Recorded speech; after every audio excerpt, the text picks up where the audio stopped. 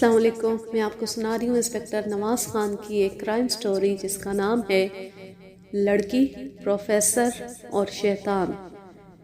ایک انسان موت کے شکنجے میں تھا. اگر میں کنارے پر کھڑا رہتا تو یہ بہت بڑی خود غرضی تھی. میں اس بے حسی پر کبھی خود کو معاف نہ کر سکتا. سب اندیشوں کو بالائے طاق رکھ کر میں نے پانی میں چھلانگ لگائی اور اس کے ساتھ ہی میں اپنی زندگی کی مشکل ترین گھڑیوں سے دوچار ہو گیا. میرا خیال ہے کہ یہ واقعہ آپ کو شروع سے بتاؤں. یہ اس نہر کا ذکر ہے جو امرتسر کے اندر سے گزرتی ہے. اس روز میں موٹر سائیکل پر کچیری سے کمپنی باغ کی طرف آ رہا تھا.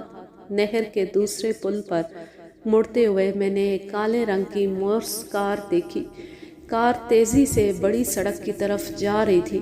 پل کے درمیان پہنچ کر اچانک کار نے بایاں کنارہ لیا اور فٹ پاتھ پر جاتے ہوئے دو افراد سے جا ٹکرائی. میں نے صرف اتنا دیکھا کہ ان میں سے ایک شخص نے نارنجی رنگ کا کوٹ پہن رکھا تھا. ضرب نہایت شدید تھی. وہ شخص اچھل کر پل کے جنگلے سے ٹکرایا، پھر کوئی 6 فٹ نیچے سر کے بل پل کے چھجے پر گرا اور میری نظر سے اوجھل ہو گیا. پل پر پہنچ کر میں نے موٹر سائیکل کے بریک لگائے. کار کا نمبر دیکھنے کی کوشش کی لیکن کامیاب نہ ہو سکا. نہر میں گرنے والے کا ساتھی جنگلے کو پکڑ کر اٹھنے کی کوشش کر رہا تھا. میری نگاہ خود بخود نہر کی طرف اٹھ گئی. مضروب کا کہیں پتہ نہیں چلا اور بھی کئی لوگ ہراساں نظروں سے پانی کی طرف دیکھ رہے تھے. اچانک ایک لڑکا چلا کر بولا، "وہ رہا!" میں نے اس کی اٹھی انگلی کا تعاقب کیا. وہ اس پل کے نیچے اشارہ کر رہا تھا جس پر ہم کھڑے تھے. اس کا مطلب تھا گرنے والا شخص پل کے نیچے چلا گیا. میں بھاگ کر پل سے اترا اور کنارے پر چلا گیا. نیچے جھک کر دیکھا تو پل کے نیچے ایک موری کے اندر نارنجی کوٹ کی جھلک نظر آ رہی تھی. یہ بڑی خطرناک بات تھی. اگر آپ بچپن میں کبھی نہر کے اندر نہائے ہوں تو آپ جانتے ہوں گے کہ پل کے نیچے سے گزرنا کتنا خطرناک ہوتا ہے. عموماً پل کے نچلے حصے اور پانی کی سطح کے درمیان بہت کم فاصلہ ہوتا ہے اور بعض اوقات بالکل ہی نہیں ہوتا. تیرنے والے کو ڈبکی لگا کر دوسری طرف نکلنا پڑتا ہے. اگر پل کی موری کے دوسری طرف کوئی جھاڑی وغیرہ پھنسی ہو یا کوئی دوسری رکاوٹ ہو تو اندر گھسنے والا زندہ نہیں بچ سکتا. نارنجی کوٹ کو دیکھ کر اندازہ ہو رہا تھا کہ یہی کچھ ہوا ہے. کار کی ٹکر سے پانی میں گرنے والا شخص موری کے اندر جا کر پھنس گیا ہے. موری کی رکاوٹ اسے آگے نہیں جانے دے رہی اور بہاؤ پیچھے نہیں آنے دے رہا. کوئی لمحہ جاتا تھا کہ وہ جیتا جاگتا شخص لاش کی صورت اختیار کر لے. یہ منظر دیکھ کر میں نے بلا ارادہ پانی میں چھلانگ لگا دی. پل پر اور نہر کے دونوں طرف اب 15-20 افراد اکٹھے ہو چکے تھے. سب شور مچا رہے تھے. کوئی کہہ رہا تھا رسا لاؤ، کوئی چیخ رہا تھا بانس پکڑو، کوئی مجھے آگے جانے سے روک رہا تھا. میرا اپنا ارادہ بھی پل کے نیچے جانے کا ہرگز نہیں تھا، مگر جب پاس پہنچ کر میں نے کوٹ والے کو گدلے پانی میں پھڑکتے اور اپنا سر پل کی چھت سے ٹکراتے دیکھا تو برداشت نہ ہو سکا. پتہ ہی نہیں چلا اسے کھینچنے کی کوشش میں کب میں خود بھی پل کے نیچے آ گیا. خدا ہر کسی کو ایسی بلا سے محفوظ رکھے. میں لفظوں میں بیان نہیں کر سکتا کہ وہ گھڑیاں کتنی دشوار تھی. موت سارے فاصلے مٹا کر آنکھوں کے سامنے آ گئی تھی. پانی اور پل کی چھت کا درمیانی فاصلہ 2-3 انچ سے زیادہ نہیں تھا. پل کی موری میں جھاڑ جھنکار مٹی اور ایک پھٹی ہوئی بوری پھنسی تھی. میں نے ہاتھوں اور ٹانگوں کا استعمال کر کے اس رکاوٹ کو دور کرنا چاہا مگر مکمل ناکامی ہوئی. پھر میں نے نارنجی کوٹ کا ایک پلو پکڑ کر واپس لوٹنا چاہا مگر یہ کام کہیں زیادہ دشوار تھا. یوں لگا جیسے ہم دونوں پانی کی قبر میں دفن ہو گئے. میرا سانس کسی بھی وقت ٹوٹنے والا تھا. نارنجی کوٹ والا غوطے کھا رہا تھا مگر اس نے مجھ سے لپٹنے یا مجھے جکڑنے کی کوشش نہیں کی. اس کی یہ سمجھداری مجھے مرتے دم تک یاد رہے گی. ایک ڈوبتے ہوئے شخص سے ایسی ہوش مندی کی توقع کرنا بہت مشکل ہوتا ہے. میں نے آخری زور لگا کر بہاؤ کی مخالف سمت بڑھنا چاہا. بمشکل 2-3 فٹ کھسکا ہوں گا کہ دم ٹوٹ گیا. ٹھنڈا بے رحم پانی فراٹے بھرتا ہوا ناک اور منہ میں گھس گیا. میں نے ایک بار پھر خود کو جھاڑ جھنکار میں الجھا ہوا پایا۔ کہتے ہیں ڈوبنے والا ڈوبنے سے پہلے ایک بار ضرور اوپر آتا ہے، مگر ہمارے پاس تو اوپر آنے کی گنجائش بھی نہیں تھی۔ وہ لمحے یاد کرتا ہوں تو آج بھی رونگٹے کھڑے ہو جاتے ہیں۔ میں نے دل میں سوچا، نواز خان، قصہ تمام ہوا، انجام دردناک ہے، لیکن اطمینان کی ایک ہی بات ہے کہ تم نے ایک انسان کو بچانے کی کوشش کی، اور جس نے ایک انسان کو بچانے کی کوشش کی اس نے گویا پوری انسانیت کو بچایا۔ ذہن پر تاریکی سی چھاتی جا رہی تھی۔ دفعتاً مجھے محسوس ہوا کہ ٹانگوں سے کوئی شے لپٹ رہی ہے۔ میں نے اندھوں کی طرح ہاتھ چلائے، ایک رسہ میرے ہاتھ میں آ گیا۔ دل میں امید کی کرن پھوٹی۔ یہ رسہ بہاؤ کے ساتھ موری کے اندر آیا تھا، ظاہر تھا کسی نے اوپر سے پھینکا تھا۔ میں نے رسہ تھام کر پل کے نیچے سے نکلنا شروع کیا۔ نارنجی کوٹ والا مر رہا تھا، مگر میری حالت اتنی خراب تھی کہ اگر اکیلا ہی باہر آ جاتا تو وہ بھی کسی معجزے سے کم نہیں تھا۔ پل کے نیچے سے نکل کر میں نے پانی سے سر نکالا اور چند گہرے زندگی بخش سانس لیے۔ اس دوران میں رسہ اپنی کمر سے باندھ چکا تھا۔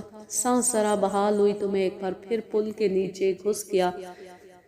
نارنجی کوٹ والے کے بازو مردہ شاخوں کی طرح پانی میں لہرا رہے تھے۔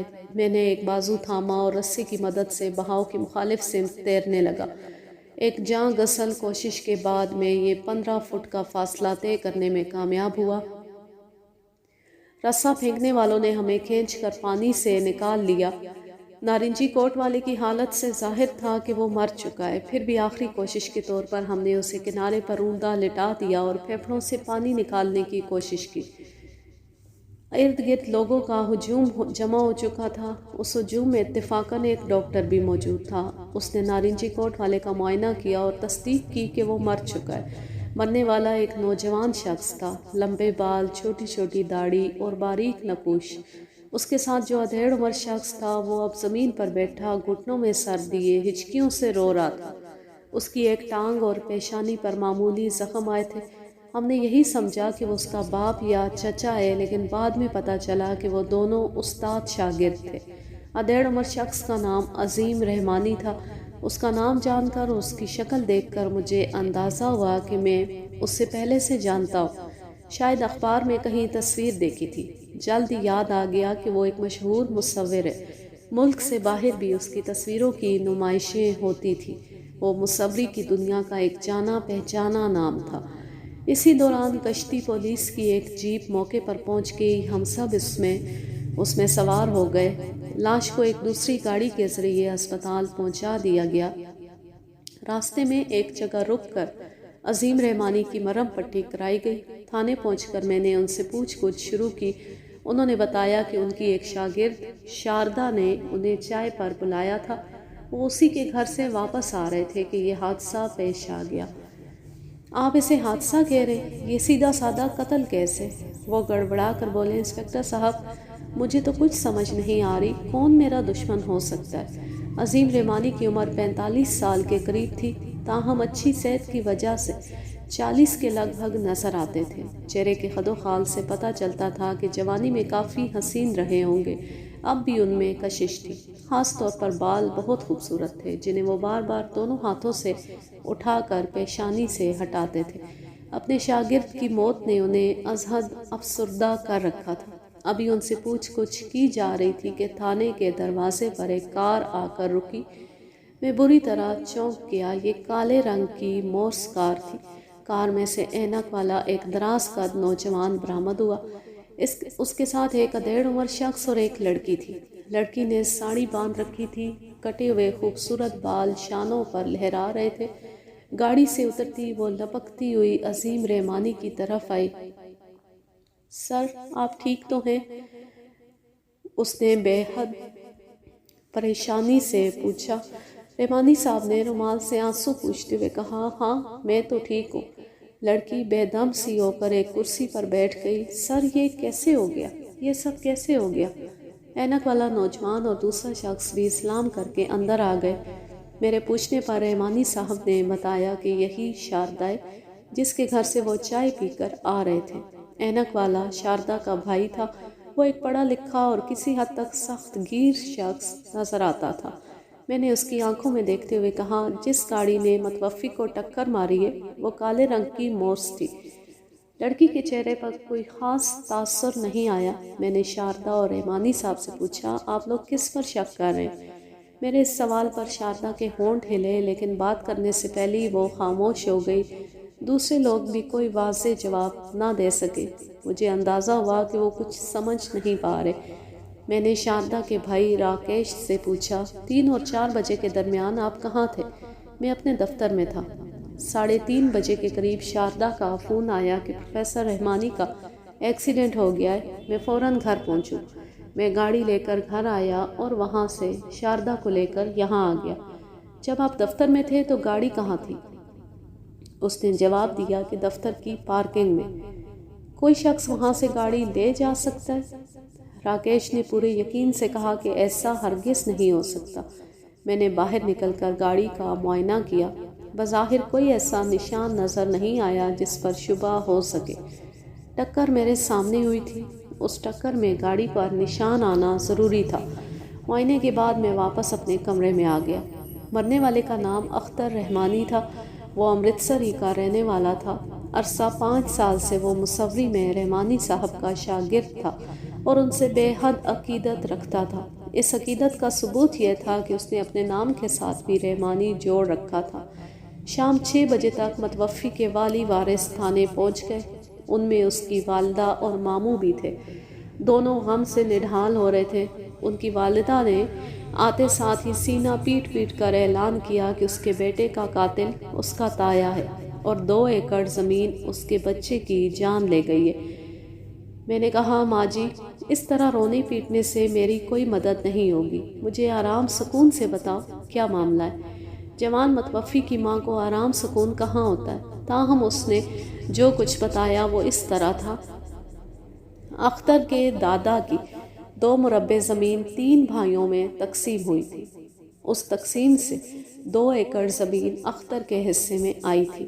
اختر کو زمینوں کے معاملے سے زیادہ دلچسپی نہیں تھی، لیکن اس کے تایا زاد بھائی بہت ہوشیار ہیں۔ انہوں نے اندر ہی اندر جال سازی کر کے یہ زمین اپنے نام منتقل کرا لی۔ اختر کو جب اس بات کا پتہ چلا تو اسے بہت دکھ ہوا۔ ماں نے بھی اسے سرزنش کی اور کہا کہ وہ ہر وقت تصویروں کتابوں کے چکر میں پڑا رہتا ہے اور شریک اس کی جائیداد ہڑپ کر گئے۔ اختر نے فیصلہ کر لیا کہ وہ یہ ناانصافی نہیں ہونے دے گا۔ وہ جھگڑالو نہیں تھا اور نہ ہی زمینوں کے ہیر پھیر جانتا تھا، مگر کچھ با اثر لوگوں سے اس کے تعلقات ضرور تھے۔ ان میں سے فضل الہی نامی ایک سول جج اس کے فن کا پرستار تھا۔ اختر نے اس کی مدد سے تایا زاد بھائیوں کے خلاف کیس لڑا اور کامیاب ہو گیا۔ نہ صرف مخالفوں کی جال سازی ثابت ہو گئی بلکہ انہیں مقدمے کا ہرجانہ بھی دینا پڑا۔ اس واقعے کے بعد وہ لوگ جی جان سے اختر کے دشمن ہو گئے۔ وہ کئی بار اسے سبق سکھانے کی دھمکیاں دے چکے تھے۔ ان کی ماں ہر وقت اس کی طرف سے فکر مند رہتی تھی۔ خاوند کی موت کے بعد اب وہی اس کا واحد سہارا تھا۔ اختر کی والدہ کی رپورٹ پر میں نے متوفی کے تایا اور اس کے بڑے بیٹے کے خلاف کیس درج کر لیا اور کارروائی شروع کر دی۔ ملزم پارٹی امرتسر کے نواحی گاؤں لودر میں رہتی تھی۔ اسی رات ان لوگوں کو تھانے بلا لیا گیا۔ اختر کا تایا بھاری بھرکم جسم والا ایک پر اعتماد شخص تھا۔ اس کا بڑا بیٹا اختر کا ہم شکل تھا، مگر تن و توش میں اس سے کہیں زیادہ تھا۔ ان لوگوں سے پوچھ گچھ شروع ہوئی۔ انہوں نے اس واقعے سے مکمل لا علمی کا اظہار کیا۔ دونوں باپ بیٹے بولے کہ وہ تو پرسوں سے لاہور ایک شادی میں گئے ہوئے تھے اور جس وقت حادثہ ہوا وہ 200-250 آدمیوں کے ساتھ ولیمے کی دعوت کھا رہے تھے۔ میں نے تصدیق کرائی تو معلوم ہوا کہ واردات کے روز وہ واقعی لاہور میں تھے، مگر اس کا مطلب یہ نہیں تھا کہ وہ بے قصور ہے۔ بعض اوقات مجرم پولیس کو دھوکہ دینے کے لیے بھی ایسے ڈرامے رچاتے ہیں، خود کچھ گواہوں کے درمیان موجود رہتے ہیں اور ان کے کارندے واردات کر جاتے ہیں۔ ممکن تھا یہ واردات بھی ملزم پارٹی نے اپنے کارندوں سے کروائی ہو۔ میں نے 2 ملزموں سے ایسا سلوک کیا جن سے انہیں اندازہ ہوا کہ میرا شک ان پر سے دور ہو گیا یا کم پڑ گیا۔ ان کے جانے کے بعد میں نے لودر گاؤں کا ایک ہوشیار مخبر ان کے پیچھے لگا دیا۔ اس کے بعد اختر کے دوسرے ملنے جلنے والوں سے پوچھ گچھ شروع کی۔ اس سلسلے میں ایک مختصر پارٹی کو سیالکوٹ بھی بھیجا۔ وہاں اختر کا ایک دوست رہتا تھا جو واردات سے ایک رات پہلے اسے ملنے آیا تھا اور چند گھنٹے ٹھہر کر خاموشی سے واپس چلا گیا تھا۔ تفتیش کا یہ سلسلہ 3-4 ہفتے جاری رہا مگر کوئی ٹھوس ثبوت ہاتھ نہیں آیا۔ کسی جانب سے بھی کوئی ایسا سراغ نہیں ملا جو ایک مضبوط کیس کی بنیاد بن سکے۔ پھر ایک اور بات میرے ذہن میں بری طرح کھٹکنے لگی۔ میں سوچنے لگا کہیں ایسا نہ ہو کہ میں تو اختر کے ملنے جلنے والوں سے پوچھ گچھ کرتا رہوں اور مجرم پروفیسر رحمانی کے ارد گرد موجود ہوں۔ جیسا کہ میں نے دیکھا تھا، کار نے ان دونوں کو ٹکر ماری تھی۔ دیکھنے والا یقین سے نہیں کہہ سکتا تھا کہ مجرم کا نشانہ اختر تھا یا پروفیسر رحمانی، یا دونوں تھے۔ اگر یہ فرض کیا جائے کہ اختر کے بجائے رحمانی صاحب کو نشانہ بنایا گیا تھا تو پھر اختر کے قاتلوں کو تلاش کرنا سرے سے غلط تھا۔ مجھے رہ رہ کر شاردا کا وہ انداز بھی یاد آ رہا تھا جب اس نے مجھ سے کوئی بات چھپانے کی کوشش کی تھی۔ کوئی انکشاف اس کے لبوں تک آتے آتے رہ گیا تھا۔ میں نے سوچا کسی روز وقت نکال کر اس لڑکی سے بھی ملنا چاہیے، ممکن ہے وہ کوئی اہم بات بتا سکے۔ پھر اسی دوران مجھے ایک دوسرے کیس کے سلسلے میں فوری طور پر چندی گڑھ جانا پڑ گیا۔ یہ بھی بڑا سنگین کیس تھا۔ ایک شخص نے 3 بچوں کو اغوا کر کے کچھ ناقابل قبول مطالبات پیش کیے تھے۔ میں اس معاملے میں الجھا تو 20-25 روز بعد ہی واپس امرتسر تھانے میں آ سکا۔ مجھے اخبار پڑھنے کا شروع سے ہی شوق رہا ہے۔ میری غیر موجودگی میں میرا عملہ وہ اخبار بھی سنبھال رکھتا تھا جو میں مصروفیت کی وجہ سے نہیں پڑھ سکتا تھا۔ اس دفعہ بھی میں واپس آیا تو 15-20 اخبار اکٹھے ہو چکے تھے۔ میں یہ بلندہ دیکھ کر ورق گردانی کرنے لگا۔ 7 روز پرانے اخبار میں ایک چھوٹی سی خبر دیکھ کر میں حیران رہ گیا۔ خبر کی سرخی تھی استاد شاگرد رشتہ ازواج میں۔ نیچے لکھا تھا کل یہاں ایک مقامی ہوٹل میں مشہور مصور عظیم رحمانی کی شادی کی تقریب سادگی سے انجام پائی۔ عظیم رحمانی کی عمر 45 سال ہے۔ ان کی دلہن ان سے کم از کم 25 برس چھوٹی ہے۔ دلہن شاردا ہندو فیملی سے تعلق رکھتی ہے۔ قبول اسلام کے بعد اس کا نام روبینہ تجویز کیا گیا ہے۔ خبر پڑھ کر میری نگاہوں میں وہ منظر گھومنے لگا جب شاردا تھانے میں رحمانی صاحب سے ملی تھی۔ اس کے لب و لہجے نے مجھے اس وقت بھی شبے میں مبتلا کیا تھا، اب یہ شبہ یقین میں بدل چکا تھا۔ ان دونوں میں استاد شاگرد کے علاوہ بھی ایک تعلق موجود تھا۔ اس خبر کی روشنی میں اب میرا مسٹر اور مسز رحمانی سے ملنا بھی ضروری ہو گیا تھا۔ میں نے رحمانی صاحب کے گھر کا پتہ لگایا اور اگلے روز شام کو ان سے ملنے پہنچ گیا۔ رحمانی صاحب کا مکان کمپنی باغ کے عقب میں واقع تھا۔ چھوٹی سی صاف ستھری کوٹھی تھی۔ گیٹ پر پروفیسر عظیم رحمانی کی نیم پلیٹ لگی تھی۔ میں نے کال بیل بجائی۔ ایک بوڑھے ملازم نے دروازہ کھولا۔ میں سادہ لباس میں تھا۔ وہ بولا جی فرمائیں، کس سے ملنا ہے؟ رحمانی صاحب سے۔ میرا نام نواز خان ہے۔ نوکر اندر چلا گیا۔ تھوڑی دیر بعد واپس آ کر اس نے مجھے کوٹھی کے ڈرائنگ روم میں بٹھا دیا اور بولا کہ رحمانی صاحب بس آنے ہی والے۔ اس کے لب و لہجے سے اندازہ ہوا کہ وہ یا اس کی مالکن مجھے پہچاننے میں ناکام رہے۔ میں ٹانگ پر ٹانگ چڑھا کر بیٹھ گیا اور در و دیوار کا جائزہ لینے لگا۔ ہر چیز مہکی اور نکھری تھی۔ گلدان میں تازہ پھول مہک رہے تھے۔ دیواروں پر خوبصورت تصویریں آویزاں تھیں۔ لگتا تھا سارا گھر ایک تصویر ہے۔ میں ٹہلتا ہوا ڈرائنگ روم کی دیوار گیر کھڑکی کے پاس چلا گیا۔ ذرا سا پردہ ہٹایا تو کچھ فاصلے پر ایک دوسرا کمرہ نظر آیا۔ کمرے کے اندر روشنی ہو رہی تھی اور سدا بہار کی بیل کے نیچے شیشے والی کھڑکیوں سے شاردا یا روبینہ کا سراپا نظر آ رہا تھا۔ وہ بڑی سج دھج کے کپڑے پہنے ہوئے تھی اور واقعی خوبصورت نظر آ رہی تھی۔ غالباً وہ کمرہ ان کی خوابگاہ تھا۔ اس کی چھت سے اب تک سہاگ کے پھولوں کی لڑیاں جھول رہی تھیں۔ روبینہ بستر کی شکنیں درست کر رہی تھی اور مختلف چیزوں کو جھاڑ پونچھ رہی تھی۔ پھر اس نے کھڑکیوں کے پردے برابر کر دیے اور خوابگاہ کا رنگین منظر میری نگاہوں سے اوجھل ہو گیا۔ اونچی ایڑی کی کھٹ کھٹ سے اندازہ ہوا کہ وہ اب ڈرائنگ روم کی طرف آ رہی ہے۔ میں رسالہ کھول کر صوفے پر بیٹھ گیا۔ چند لمحے بعد وہ اندر داخل ہوئی۔ وہ بڑی بے تکلفی سے ملازم کو کچھ ہدایات بھی دیتی آ رہی تھی۔ صاحب کے سلیپر پلنگ کے نیچے ان کے لیے چائے کا پانی رکھ دو، شام کا اخبار گیٹ سے لے آؤ۔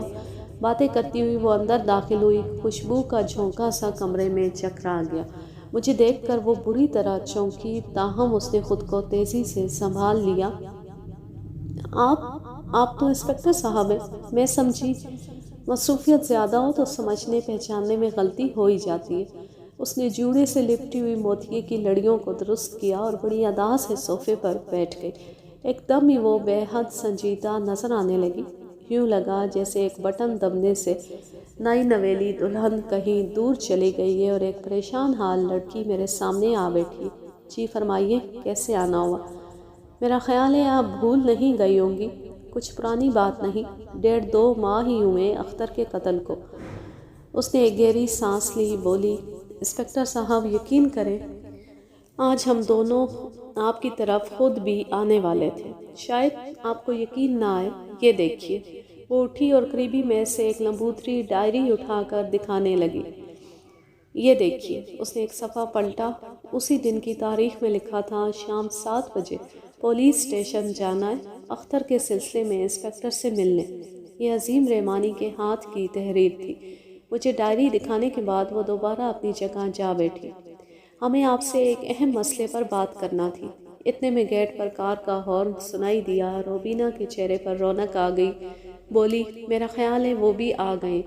وہ دلکش چال چلتی باہر چلی گئی۔ کوئی 10 منٹ بعد مسٹر اور مسز رحمانی دونوں میرے سامنے تھے۔ دونوں کی عمروں میں نمایاں فرق تھا، مگر لگتا تھا وہ اس فرق سے بالکل شرمندگی محسوس نہیں کرتے۔ شرمندہ ہونے کی ضرورت بھی کیا تھی، اب وہ میاں بیوی تھے۔ پروفیسر رحمانی کے آنے سے روبینہ کی خاصی ڈھارس بندی تھی اور اب وہ زیادہ پراعتماد نظر آ رہی تھی۔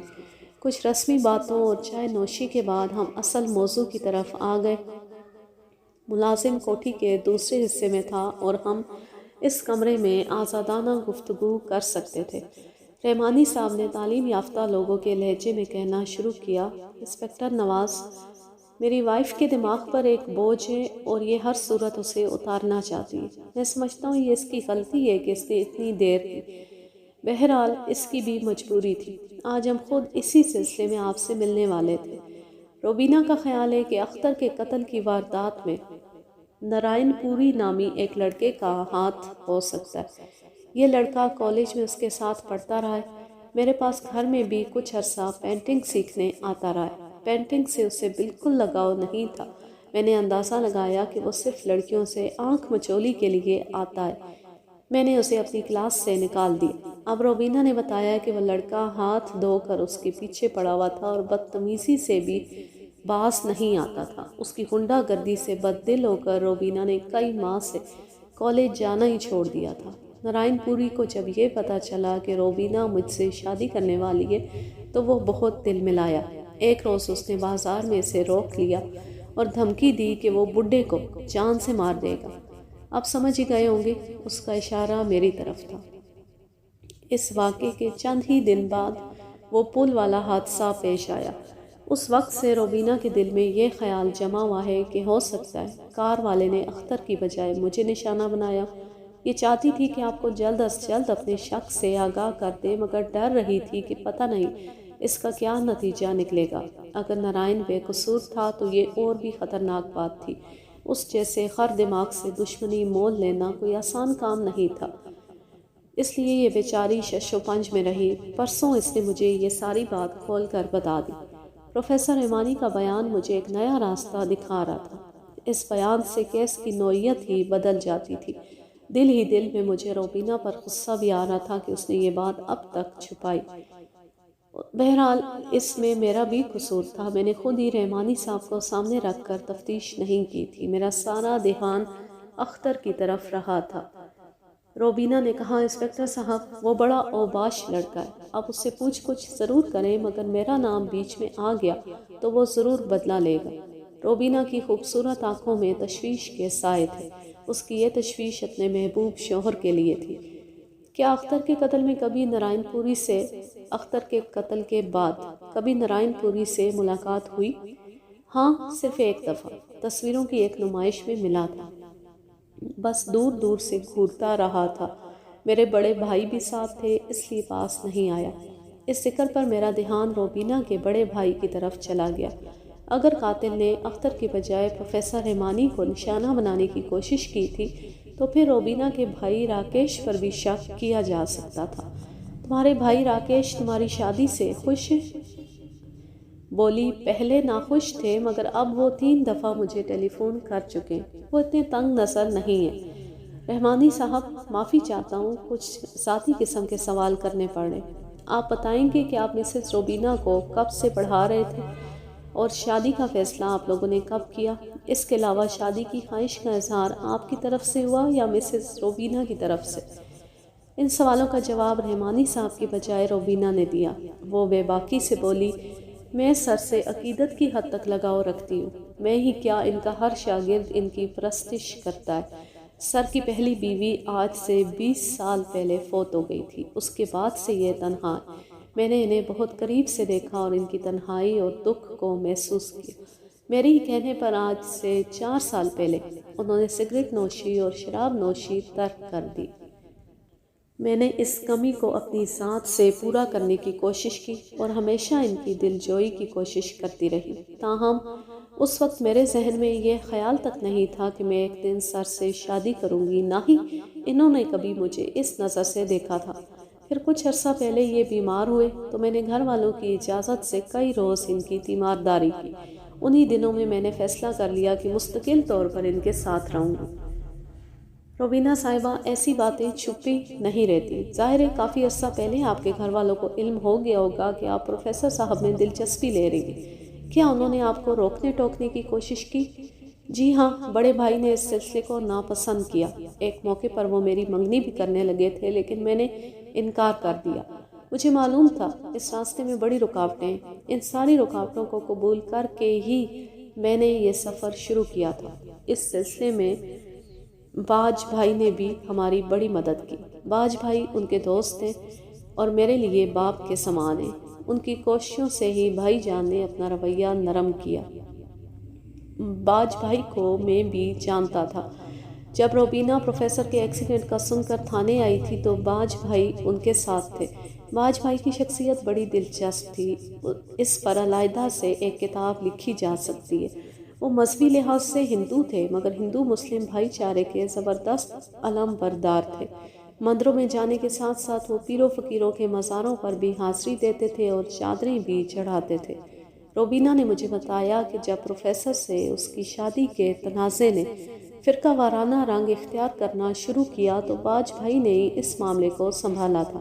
اگر وہ نہ ہوتے تو شاید یہ شادی بھی نہ ہو سکتی۔ روبینہ صاحبہ، ایک بات بتائیں، آپ کو معلوم ہے واردات میں جو کار استعمال کی گئی وہ اسی ماڈل اور رنگ کی تھی جیسی آپ کے بڑے بھائی کے پاس ہے؟ انسپکٹر صاحب، آپ پہلے بھی اس کار کو شک کی نظر سے دیکھ چکے ہیں، لیکن میں تصور بھی نہیں کر سکتی کہ بڑے بھائی صاحب ایسا جرم کر سکتے ہیں یا ایسے جرم میں شریک ہو سکتے ہیں۔ اس لائن پر تفتیش کر کے آپ صرف اپنا وقت ضائع کریں گے۔ کیا آپ کو بھروسہ ہے کہ نارائن پوری کی لائن پر تفتیش کرنے سے وقت ضائع نہیں ہوگا؟ وہ گڑبڑا گئی۔ انسپکٹر صاحب، مجھے ایسا پختہ یقین ہوتا تو آپ کو پہلے روز ہی نہ بتا دیتی۔ یہ دیر اسی وجہ سے ہوئی ہے کہ مجھے نارائن پوری پر صرف شک ہے۔ وہ 100% مجرم بھی ہو سکتا ہے اور 100% بے گناہ بھی۔ روبینہ خوبصورت ہونے کے علاوہ عقل مند بھی تھی۔ یہ دونوں خوبیاں کبھی کبھی اکٹھی ملتی ہیں۔ میں پروفیسر رحمانی کی قسمت پر رشک کرتا ہوا ان کے محبت قدح سے واپس آ گیا۔ اس گفتگو کے دوران سب سے دلچسپ بات یہ معلوم ہوئی تھی کہ روبینہ شادی کے بعد بھی پروفیسر کو سر کہہ کر بلاتی تھی۔ بہت خوب ادا تھی۔ میں یہ بات بلال شاہ کو بتاتا تو وہ ضرور ہنس ہنس کر لوٹ پوٹ ہوتا، مگر ان دنوں وہ لاہور گیا ہوا تھا اپنے انگوٹھے کا ایکس رے کرانے کے لیے۔ اس کے ساتھ بڑا سانحہ ہو گیا تھا۔ گاؤں میں کسی کی بیمار بھینس کو دوائی کھلانے کے لیے اس نے بھینس کے منہ میں ہاتھ ڈالا تو اس کا انگوٹھا بھینس کی داڑھ کے نیچے آ گیا۔ اب بھینس تو بھلی چنگی تھی، مگر وہ انگوٹھے کو گلے میں لٹکائے پھرتا تھا۔ اگلے روز میں نے نارائن کو کالج کے ہاسٹل میں جا لیا۔ وہ ہاسٹل میں رہتا تھا۔ اس کی صورت سے لوفر پن جھلکتا تھا۔ موٹی ناک، بھدے ہونٹ اور پیشانی پر زخم کا نشان۔ میں سادہ لباس میں تھا مگر وہ مجھے دیکھتے ہی پہچان گیا کہ میں مقامی تھانے کا انچارج ہوں۔ میں اسے لے کر کالج کی وسیع و عریض گراؤنڈ کے ایک کونے میں جا بیٹھا۔ وہ کچھ ڈرا تھا۔ نارائن بابو، میں تجھ سے اختر کے قتل کیس کے سلسلے میں پوچھ گچھ کرنا چاہتا ہوں۔ انسپکٹر صاحب، میرا اختر سے کیا تعلق؟ مجھے پتا چلا ہے کہ تم کالج میں شاردا کے پیچھے لگے ہوئے تھے، جو اب پروفیسر رحمانی کی بیوی ہے۔ انسپکٹر صاحب، وہ تو بڑی پرانی بات ہے، 2-2.5 سال پہلے کی۔